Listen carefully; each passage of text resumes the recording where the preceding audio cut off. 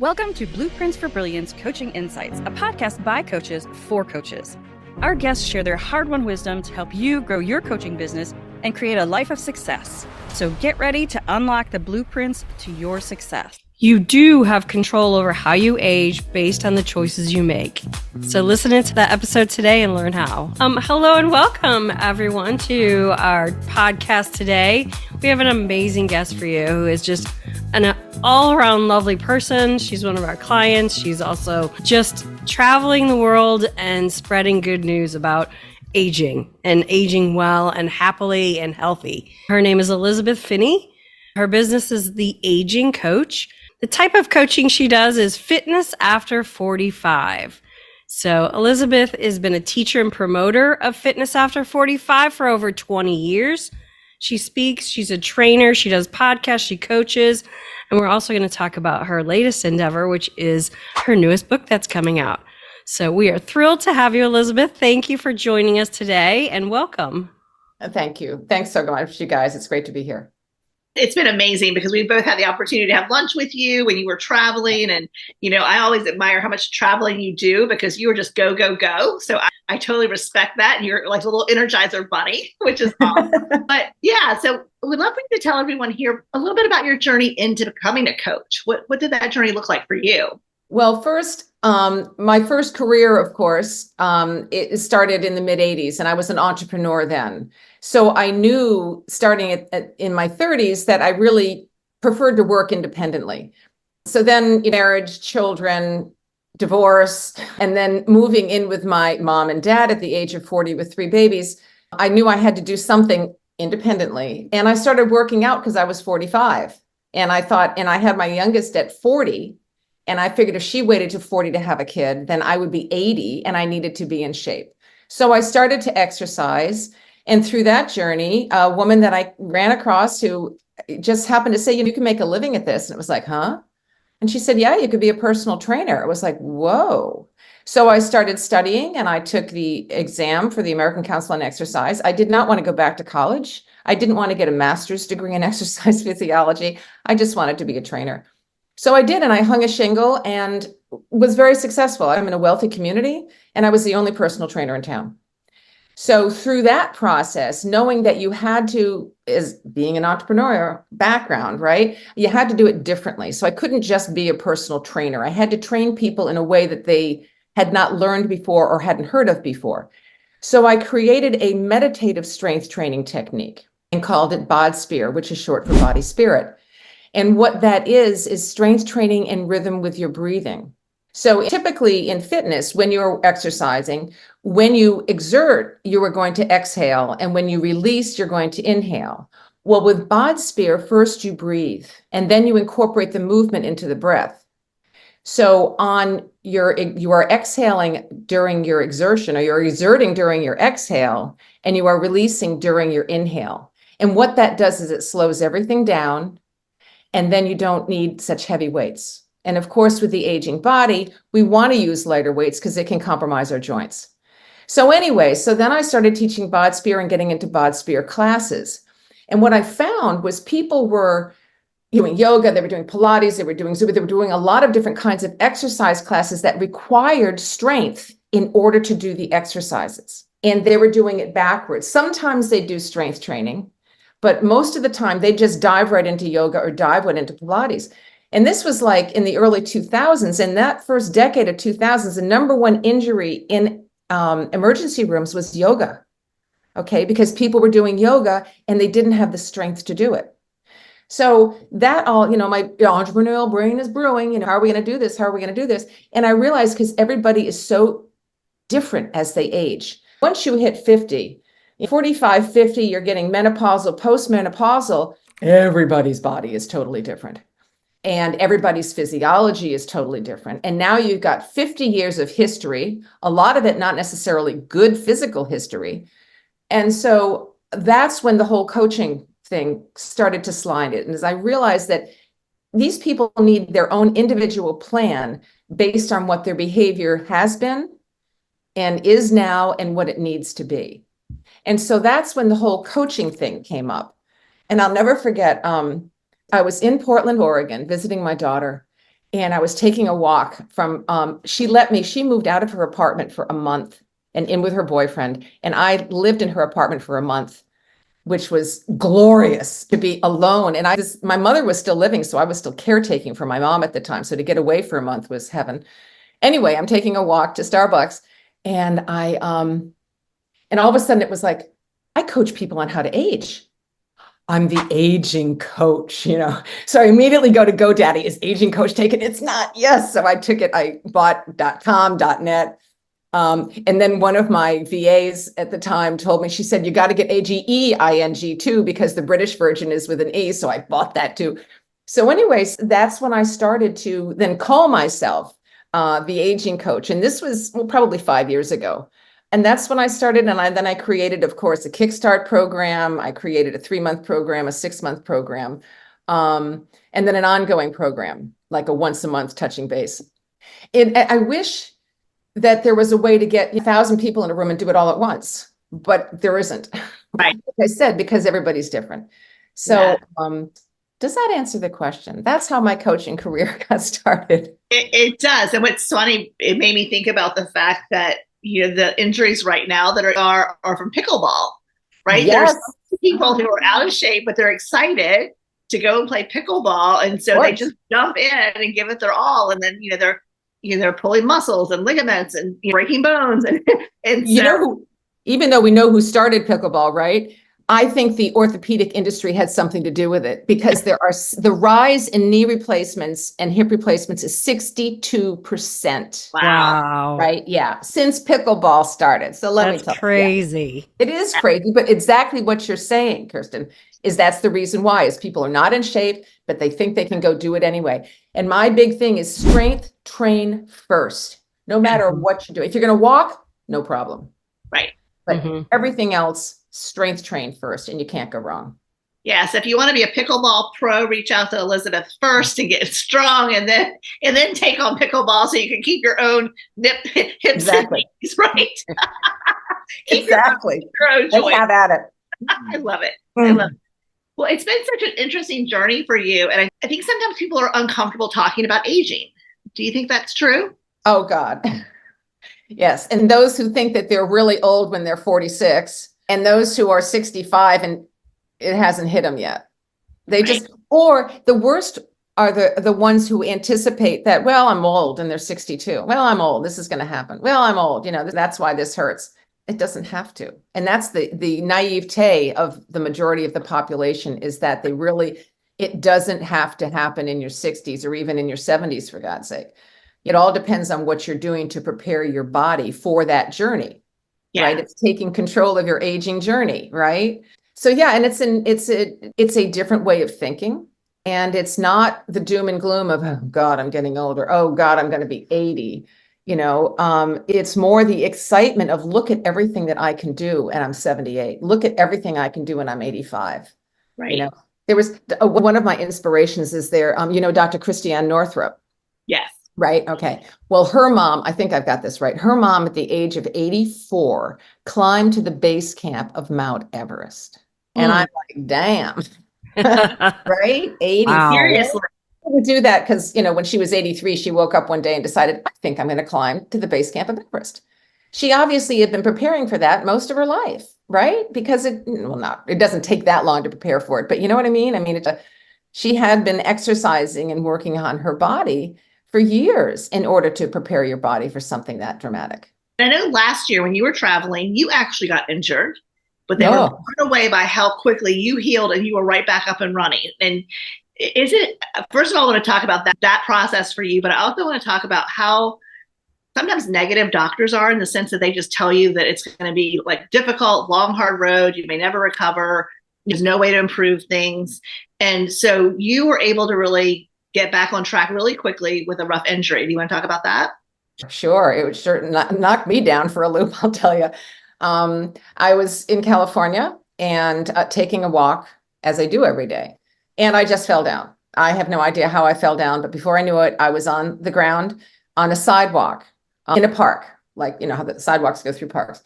And so I lying there, fortunately I'm body aware, right? So I'm kind of thinking, okay, what's hurt? And I move a little bit. Okay, nothing's broken. Oh no, oh my ankle. Oh gosh, oh boy, I bet I fractured the ankle. And so I slowly climbed up and I had torn a whole bunch of tissue. Torn tissue, the problem with ligaments, tendons, and muscle tissue torn, it's a good 6-month repair at the age of 70. That's just how long it takes, 6, 8, sometimes 12 months, and sometimes longer. And that's if you're in decent shape. That's if you're hydrated and your body's working properly. So I knew my ankle was screwed up. I knew I had fractured it. My inner left thigh was completely hurt. The pain was dramatic and to a limp where I couldn't keep my feet parallel when I walked. I had to walk duck-footed just to relieve the pain. But the worst of it was underneath my side and into my breast. And all this was totally, now didn't have one physical, you couldn't see anything. This is all underneath the skin, right? So I go to my friend's place and I immediately ice and do all that. And then of course, being in California, the way our wonderful health insurance system is now, I couldn't get an x-ray, but I went to the urgent care and blah, blah, and she's going to tell, oh, this is going to be like you're saying, right? This is going to take, this is tissue damage. It's going to take months and da, da, da. And so, and of course, every single thing that she told me, I already knew. Okay, so there was no new information, but I wanted to make sure that I needed that confirmed. So I went home. I was in California for another week, and then I flew back to Florida to pick up my car, and then I drove back north. And so this was on March 3rd, and then of last year, on April 4th, I was visiting my daughter and her boyfriend in Washington, D.C.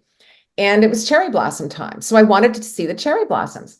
And I wasn't even thinking. At this point, I didn't really hurt anymore. I hadn't done a long walk though. And I just wasn't really hurting, but I wasn't thinking about it. And so, well, let's go take a walk. So we did. And we walked all around the cherry blossoms and stuff. And he said, well, do you want to take the T? No, just walk. So we did. I guess we took the train to the starting point. And so when we got back, I asked him, I said, how far did we walk? He said, well, probably 4 or 5 miles. I said, really? So now my brain is going, okay, that was really stupid, but we'll know in 24 to 48 hours, right? Because my body's going to let me know. Fine. Nothing hurt. There were no ramifications, nothing, even my fractured ankle. Now, I didn't confirm that my ankle was fractured until I got back to Rhode Island and had it x-rays. And sure enough, there was a fracture there. But I was fine. And as I said, so it just makes sense that my body, because of the way I, diet, exercise, sleep, meditate, you name it, because of all the things that I do, my body had every resource that it needed in order to heal itself. Because this is the misunderstanding, especially unfortunately with our medical system, is that our bodies have the capacity to heal themselves. It's really that simple, but they can't do it without your help. So they need as much nourishment and nutrition as they can get in order to have the cells healthy enough to take care of whatever job happens to you or whatever, negative thing happens to you so that it can injure itself. And this is time and time again, even with like stage 4 cancer, once people start changing their diet and start doing things, even different, like pancreatic cancer and breast cancer and lung cancer, all these different cancers, people are growing out of, if you will. The cancer is disappearing because of their body is finally getting what it needs in order to heal itself. So I think to me, that was my biggest lesson, was like, shout it from the rooftops. Oh, look at me, having this horrible fall that should have, because when I was lying on the ground, I was thinking, oh my God, here we go, 6, 8 months. What's going to happen? How am I going to do this? How am I going to do that? Why did I fall? And that was the big one. Of course, you always got to know the why, right? And so what happened was when I healed in a month, I went, that's why I fell. So I called my editor and I said, okay, we need to change the introduction of the book. And she said, you're kidding. And I told her the story. She said, okay. So I did. So the introduction, my first page and a half is this story. First line of the book is, this story is the reason you need to read this book. Yes. Because it's, I obviously practice what I preach. And so oh my God, it really works. I love that. It works. It actually works. Why don't we go and tell everybody about the book? I mean, let's talk about it for a few minutes because I'm so excited about it. Oh, well, I just so happen to have a copy right here. Oh. So here it is, Thrive 5 and to Maybe. 95 and beyond, taking control of your aging journey, right? And so I go through, the biggies, obviously eating. I love my chapter titles, very clever, like stress, the silent saboteur, or you are what you eat, literally. And so it talks about everything, hydration and the mind-body partnership. You've got to recognize your body is a victim to your mind, right? Because it's what we think about, we get, and our brain controls what we reach out and put in our mouth, or what we reach out and don't put in our mouth, like water. So there really needs to be that connection. And that's what my whole thing with the book is to spread awareness that, and this is not easy. Living the way I live is not easy. It's a pain in the butt, but it works for me. And I have chosen this. And okay, so for me, my physical malady has been, like a lot of my life has been atrial fibrillation. Now, again, I will preface this. I do not recommend this for you. You need to consult your doctor. My doctor is very aware of everything that I do. And so would they want to put me on blood thinners? Absolutely. Do they want to give me a beta blocker? Absolutely, because that's what they know. In the meantime, I have monitored my diet well enough so I know what foods trigger my AFib, or what stressful situations, if I'm like in a stress, then I need to do some deep breathing so I can get through that, so that I can calm my system down so it won't create an AFib attack. Now, to me, a lot of people couldn't be bothered, right? Because it's much easier to take some pills. And I get that. And that's fine, because that's what you need. But what I need is not to take any pills, which I don't take any pills. I'm not on any pharmaceuticals. So, and that's my choice, because I'm taking control of my aging journey the way that I choose to. And I choose to do it as healthily as possible, without medication and without issues. So that's what I'm hoping the book will simply explain, that there are ways to do this on your own with your brain and your decisions, and and taking care of you, and self-love, and realizing the self-love is a really critical piece of how you grow old. Now that the kids are gone, it's you and the hubby. If there is no hubby, then it's just you. Well, and that brings me to another point. Like, I think when you talk about self-love, I've got so many things I want to talk about. First of all, I love the term aging journey. And then I love the fact that when you talked about mind, body, and soul, like you talked about the partnership of them, that you have to have a partnership between those different parts of yourself. And I thought that was beautiful. But when you think about self-care and the things that the choices we make, it's all choices. Everything we do is choices. You've made a choice to downsize and to buy yourself more freedom to be able to travel and really promote your book, and to really help as many people as possible get healthy. So I'm sure that was a big decision, because I know you love your home. So what is that looking like for you in the next few years? Oh my God. Well, it will be dramatic when I move. Of course, there's tons of emotion. My family has had this home for 50 years. So that's a big deal. And it's called the Phinney Farm, right? And I'm in a very small community. Everybody knows the Phinney Farm. And I'm right around the corner from the beach. So everybody drives by the house and they saw the for sale sign. Oh my God, you can't believe how many emails or texts, or I'd be in town. You're selling, are you moving? And the wonderful, wonderful thing was when everybody said, or when people say, are you staying in town? Yeah. Oh, phew. And it was like, oh, oh, that's nice.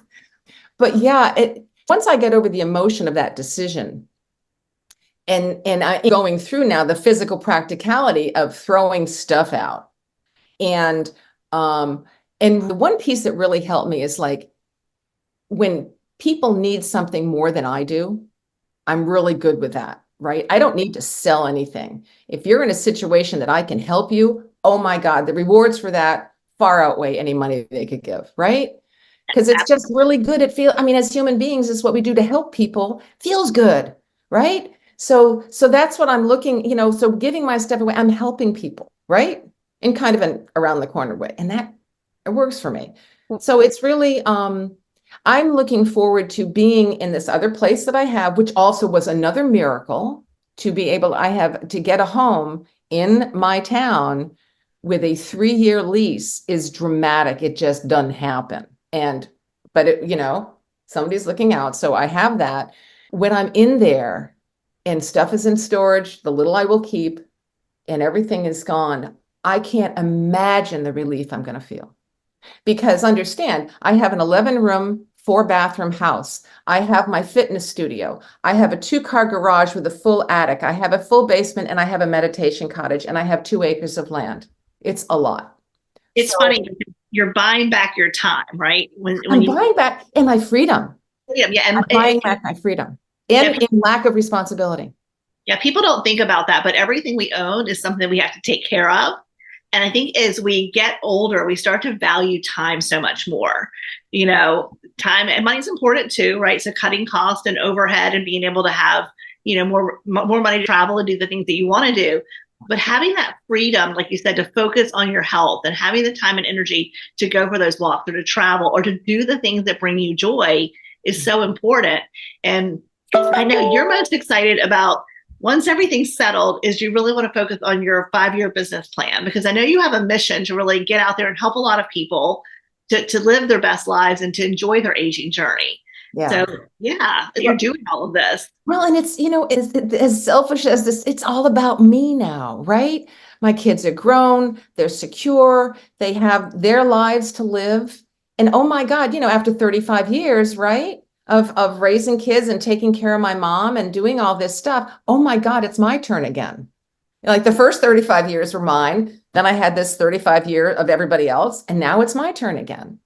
And so it's unbelievable how exciting it is. And just want to share that excitement, right?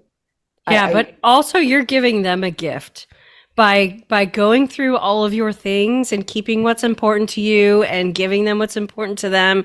You are doing this coming from someone who had downsized her family, her parents 3 times. It's very, it's very, very difficult to go through someone else's things and to go through the memories and to, find the right place for things. And, I don't want to leave that for my children. And obviously you're not doing that for yours. And that's phenomenal. So that's a gift to them as well. Yeah, exactly. I'll have and people are saying, well, storage rooms are so expensive. It's like, yeah, but it's worth $200 a month to keep my stuff, because I want my stuff. Could I buy new furniture for the money? Absolutely. But I want my stuff. Eventually when I get out of the furnished rented house, I want my bureau back, right? And my bed back. So yeah, it's really, but overall, I think the biggest word is exciting. And who knows what's going to happen, the adventure. Yeah, you're so healthy. You get to enjoy it. You get to do whatever you want to do. I love this. Elizabeth, this has been so amazing. Like I said, you were such an inspiration to us and so many other people. So how can people reach you? How can they buy your book? Tell us a little bit about that. Well, they can reach me at theagingcoach.com. And if for the book, if they want to, they can get the book there, or they can go to thrive295.com and get the book there with free shipping. Also, there is one other website. If you want to check out, I do have a membership site for the BodSphere program that I was mentioning. And that is fitnessafter45.com, all written out, all one word. And, check out the video about the BodSphere program there. Perfect. We'll put links to all of those in the show notes. Elizabeth, this has been amazing, amazing, amazing. Elizabeth, you are so full of so much knowledge, and we're so thankful to have you as part of our in our community. If you could share one tip with the world to make it a better place, what would that be? It's got to be strength trained first.